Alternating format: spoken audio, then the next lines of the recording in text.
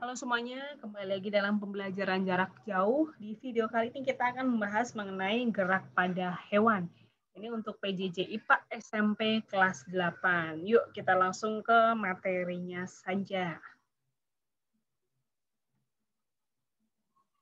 Nah, bagaimana gerak pada hewan berikut ini? Kalau kalian lihat, ada citah yang terkenal sangat cepat, ada siput yang terkenal sangat lambat, kemudian ada ikan yang hidup di air, kemudian ada burung yang hidup di udara. Bagaimanakah cara atau bagaimanakah sistem gerak hewan-hewan tersebut?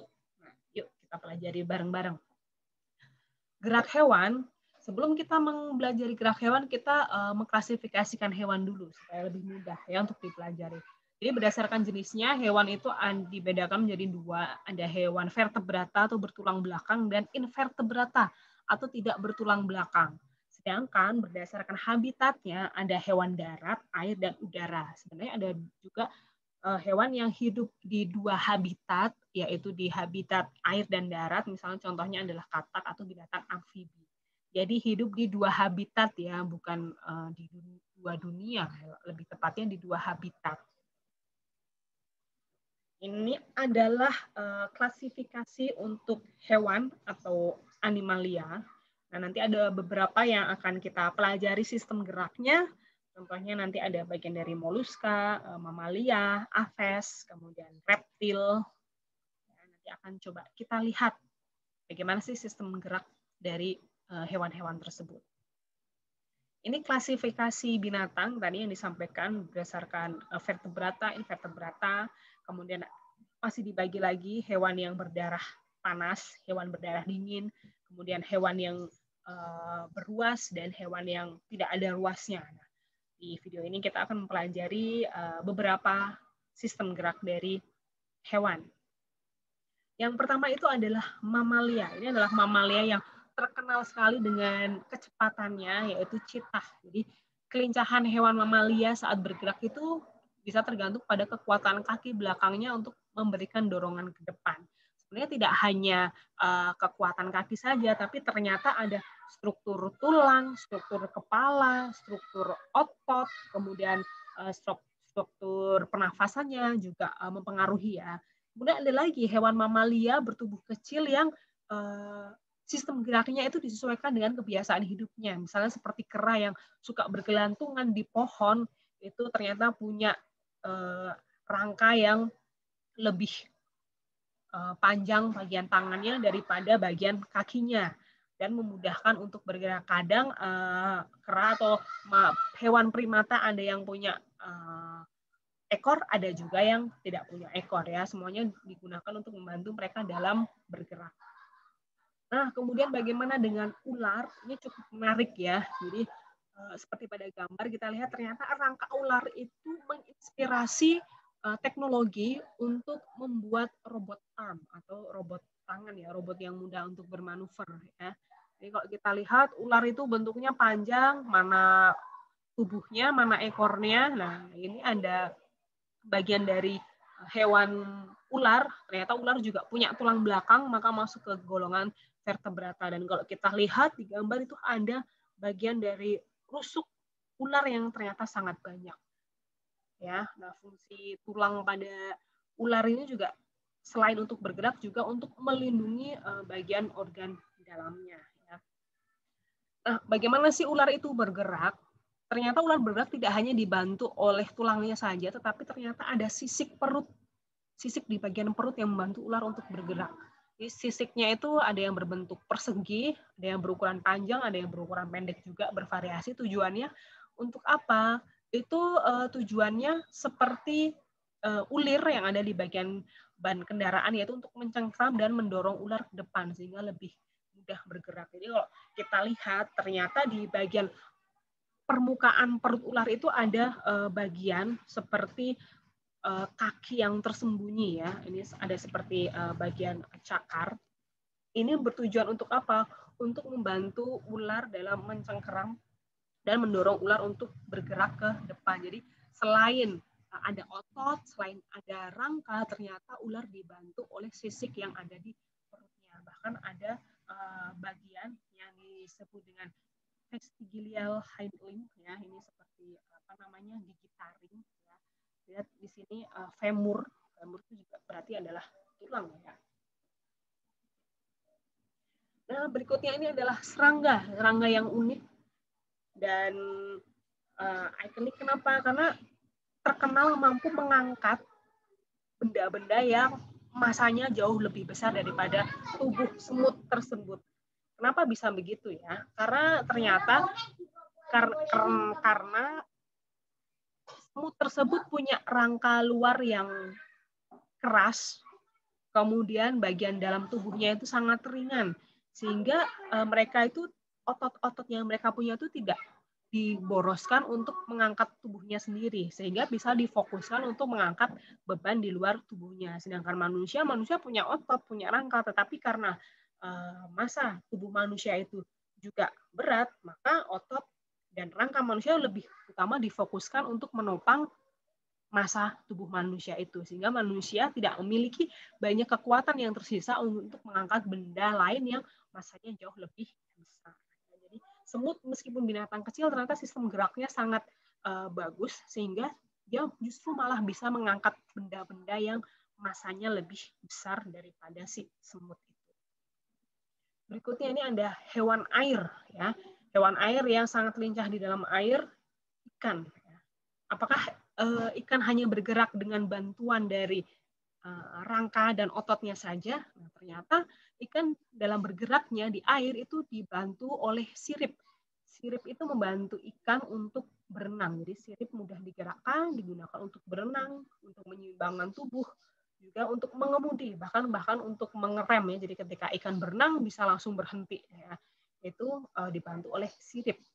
Jadi ketika sirip ekor itu mengemudi, ya, digerakkan, itu bisa mendorong ikan melaju ke depan. Nah, kemudian sirip punggungnya itu menjaga supaya luncurannya seimbang. Sirip ikan ini juga memungkinkan ikan untuk bergerak di dalam air karena memperoleh gaya dorong dari gerakan siripnya. Jadi siripnya kan lebih lebar.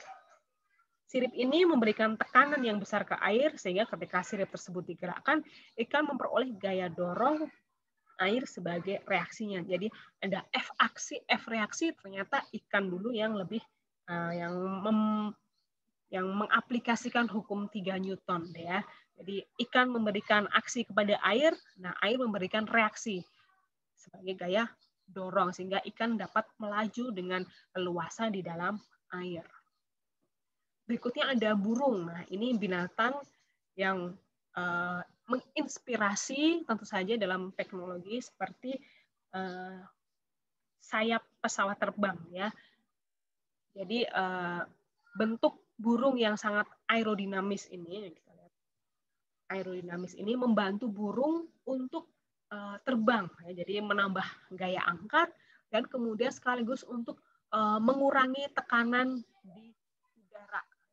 Dia akan lebih mudah terangkat dan tubuhnya juga tidak sakit. Kenapa?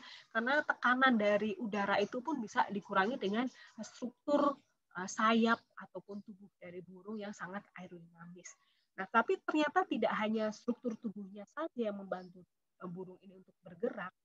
Ternyata sistem ototnya pun juga berpengaruh, termasuk ke dalam tulang-tulang dari si burung ini yang ringan dan kuat, disesuaikan dengan kebiasaan burung yang terbang. Jadi supaya memudahkan burung untuk terbang, maka dia butuh sayap yang butuh tulang yang ringan. Tapi juga tidak hanya ringan, tetapi juga tulang yang harus kuat. Nah, lalu bagaimana dengan binatang lain seperti ulat nih? Ulat itu bergerak dengan gerakan menggeliat atau menyerupai gelombang. Nah, ruas-ruas belakang tubuhnya itu mengkerut, kemudian mendorong ruas-ruas depan tubuhnya sehingga memanjang. Lalu kaki-kaki depannya mencengkeram permukaan yang dilaluinya saat otot ruas tubuhnya mengkerut, sehingga ruas-ruas belakang tubuhnya terbawa ke depan. Jadi ini ulat. Ulat ternyata kalau kita potong melingkar, ini ada jaringan tubuhnya. Ternyata juga ulat itu punya serat-serat otot ya di seluruh bagian tubuhnya untuk membantu ulat tersebut bergerak. Berikutnya adalah cacing. Nah, dalam berpindah tempat, cacing itu bergerak dengan cara melata seperti ular ya. Tapi alat geraknya ternyata beda, yaitu cacing ini menggunakan otot perut dan setae atau rambut kecil di setiap bagian tubuh cacing. Ini contohnya adalah cacing tanah ya, yang mudah diamati ya. Nah, cacing ini juga menggunakan dua otot di pinggiran segmennya, segmen atau bagian-bagian tubuhnya. Jadi ada otot retraktor atau otot melingkar atau otot sirkular yang berfungsi untuk mengendurkan tubuh cacing. Kemudian ada otot protektor atau otot membujur atau otot longitudinal. Nah, ini berfungsi untuk menegangkan tubuh cacing ya. Jadi ini ada cacing bergerak dengan cara memanjangkan tubuhnya, kemudian mengkerutkan tubuhnya, memanjangkan tubuhnya dan mengkerutkan tubuhnya. Dan selain dibantu oleh dua otot, juga dibantu oleh rambut cacing ya, atau setae. Berikutnya adalah moluska. Nah, kalau kalian lihat moluska itu contohnya ada siput dan juga ada kerang. Ini termasuk hewan invertebrata, artinya tidak punya tulang belakang. Nah, dia dilindungi oleh rangka luar atau eksoskeleton. Kalau manusia kan rangkanya ada di dalam atau endoskeleton. Nah, moluska ini rangkanya berupa cangkang yang keras, yaitu disebut eksoskeleton. Nah, kemudian contoh dari moluska itu ada gastropoda, cephalopoda, dan pelesipoda. Gastropoda itu menggunakan kaki dan perut untuk bergerak, cephalopoda menggunakan kaki dan kepala, sedangkan pelesipoda itu menggunakan kaki pipih untuk bergerak. Nah, contohnya dari moluska ini kita bisa lihat ada kerang yang menggunakan kakinya ya. Ini jadi kerang itu ternyata juga punya kaki ya. Jadi ini kaki kerang. Ini kaki kerang ya. Kemudian ada binatang chiton ya, punya seperti valve atau seperti piringan-piringan ya untuk membantu bergerak. Kemudian ada scapoda yang punya kaki pipih. Ya, ini punya kaki pipih. Kemudian contohnya lagi ada golongan Nautilus dan cumi-cumi yang menggunakan tentakel untuk bergerak. Ya, kemudian ada siput atau gastropoda yang menggunakan kakinya yang ada di perut atau menggunakan otot perut ya.